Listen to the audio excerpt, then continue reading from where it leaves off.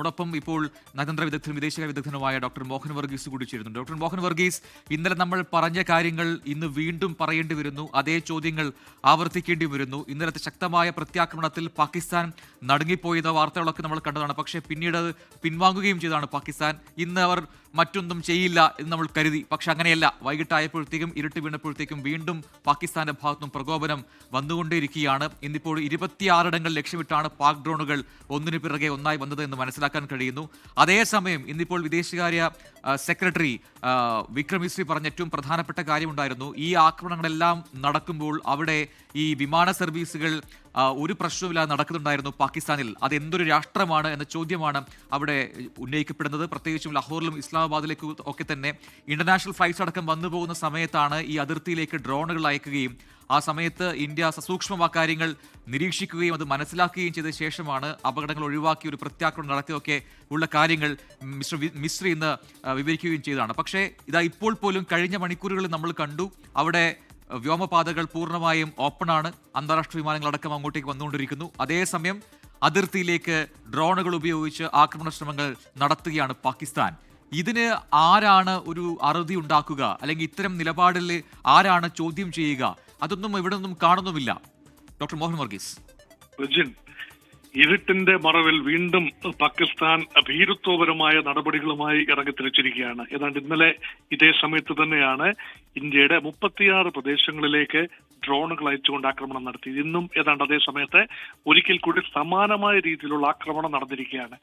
നേരത്തെ സൂചിപ്പിച്ചതുപോലെ വിമാനങ്ങൾ തലങ്ങും വിലങ്ങും പറക്കുന്ന സമയത്താണ് സമാന്തരമായി ഡ്രോൺ ആക്രമണങ്ങൾ നടക്കുന്നത് എന്നത് ഒരു തന്ത്രത്തിന്റെ ഭാഗമാണ്. വലിയ ഒരു ഡേഞ്ചറസ് ഒരു പ്ലോയാണ്.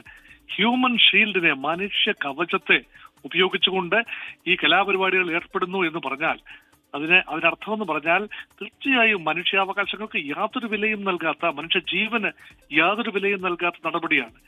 ഒരുപക്ഷെ പാകിസ്ഥാൻ ആഗ്രഹിക്കുന്നത് ഏറിയൽ ഒബ്ജക്ട്സ് അവിടെ നിന്ന് വരുമ്പോൾ നമ്മളും തിരിച്ചു പ്രതികരിക്കുമ്പോൾ ഏതാനും വിമാനങ്ങൾ താഴെ പോവുകയാണെങ്കിൽ അത് ചൂണ്ടിക്കാട്ടി യാത്രാ വിമാനങ്ങളെ ഇതാ ഇന്ത്യ നശിപ്പിച്ചിരിക്കുന്നു എന്ന രീതിയിൽ വലിയ മുറവിളി അന്താരാഷ്ട്ര സമൂഹത്തിന് മുൻപിൽ നടത്താം, അങ്ങനെ ഇന്ത്യയെ പ്രതിക്കൂട്ടിൽ നിർത്താം എന്ന ഒരു ചിന്തയുടെ ആവിഷ്കാരമാണ് ഒരുപക്ഷെ ഇങ്ങനെ ഒരു കാര്യം നടക്കാൻ കാരണം.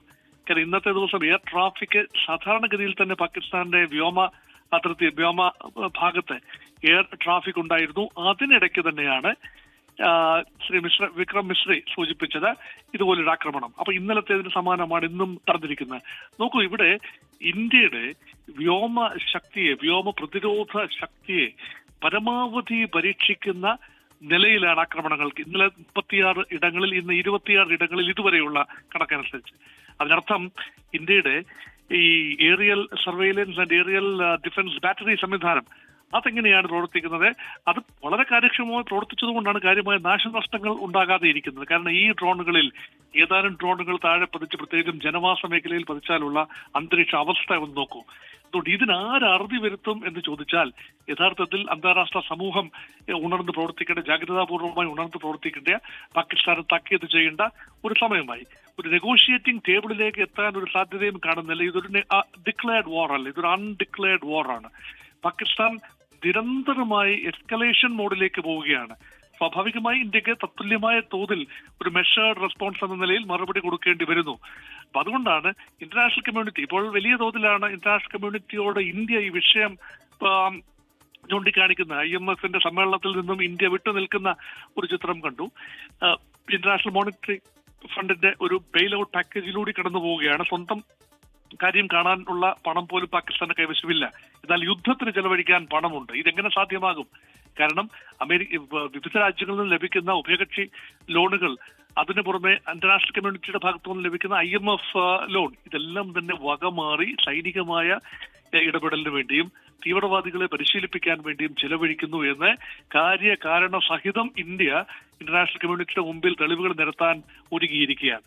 അതുകൊണ്ട് ഇന്റർനാഷണൽ മോണിറ്ററി ഫണ്ടിന്റെ ഏറ്റവും അവസാനത്തെ ഗഡു, ആ ഗഡുവെങ്കിലും നിർത്തിവെക്കണം എന്നുള്ള ഇന്ത്യയുടെ ആഗ്രഹം ഒരുപക്ഷെ അംഗീകരിക്കപ്പെടാനുള്ള സാധ്യതയാണ് കാണുന്നത്. കാരണം വാർ എഫേർട്സിന് വേണ്ടി രാജ്യത്തിന് റിസോഴ്സുകൾ പൂർണ്ണമായി മാറ്റുകയും കടമെടുത്ത തുക പോലും അതിനുവേണ്ടി ചെലവഴിക്കുകയും ചെയ്തുകൊണ്ടാണ് സാധാരണക്കാർക്ക് നേരെയുള്ള കടന്നുകയറ്റം സംഭവിച്ചിരിക്കുന്നത്. ഇതെല്ലാം പിന്നിൽ പ്രവർത്തിക്കുന്ന ഏറ്റവും കിരാതമായ മനസ്സുള്ളത് അസിം മുനീർ എന്ന പാകിസ്ഥാൻ മിലിറ്ററി ജനറലാണ് എന്നത് കൗതുകകരമായ കാര്യമാണ്. പാകിസ്ഥാൻ ആർമിയുടെ കൈവശമാണ് പാകിസ്ഥാന്റെ സമ്പത്തിന്റെ മിക്ക ഭാഗവും എത്തുന്നത്, ഫൗജി ഫൗണ്ടേഷൻ വഴിയും അല്ലാതെയും. അപ്പൊ അങ്ങനെ ഒരു സംവിധാനം സാധാരണ ജനങ്ങൾക്ക് നീതി എവിടെ നിന്ന് കിട്ടും? ഈ ഒരു പരിവേദനമാണ് ഇന്നത്തെ ദിവസം പാർലമെന്റിൽ കണ്ടത്. ഇന്ന് പാർലമെന്റ് ഒരു അംഗം, പ്രതിപക്ഷത്തെ ഒരു പാർലമെന്റ് അംഗം ചില തുറന്നു പറച്ചിലുകൾ പാകിസ്ഥാൻ പാർലമെന്റിൽ നടത്തിയത് നമ്മൾ കണ്ടതാണ്. കഴിഞ്ഞ ദിവസം ഇതേ സമാനമായ ഒരു കാര്യം മറ്റൊരംഗവും കരഞ്ഞു പറയുന്ന കാര്യം കണ്ടു. ഞങ്ങൾ ഇവിടെ പോകും, നിങ്ങൾക്ക് പോയി ഒളിക്കാൻ ലണ്ടൻ സിറ്റി ഉണ്ട്, ന്യൂയോർക്ക് ഉണ്ട്, നിങ്ങളുടെ ആസ്തികൾ പലപ്പോഴും അവിടെയാണ്. സൈനിക ജനറൽമാരും അതുപോലെ രാഷ്ട്രീയ നേതാക്കളോടും തന്നെയാണ് പറയുന്നത്. അവർക്കെല്ലാം തന്നെ വിദേശ രാജ്യങ്ങൾ നിക്ഷേപങ്ങളുണ്ട്, പാർപ്പിടങ്ങളുണ്ട്, വലിയ തോതിലുള്ള മറ്റ് ആസ്തികളുണ്ട്. പക്ഷേ സാധാരണക്കാരായ പാകിസ്ഥാൻകാർ അവരുടെ നെഞ്ചിൽ തീ കോരിയിട്ടുകൊണ്ടാണ് സൈന്യത്തിന്റെയും രാഷ്ട്രീയ നേതൃത്വത്തിന്റെയും ചില ശക്തി പരീക്ഷണങ്ങൾ നടക്കുക.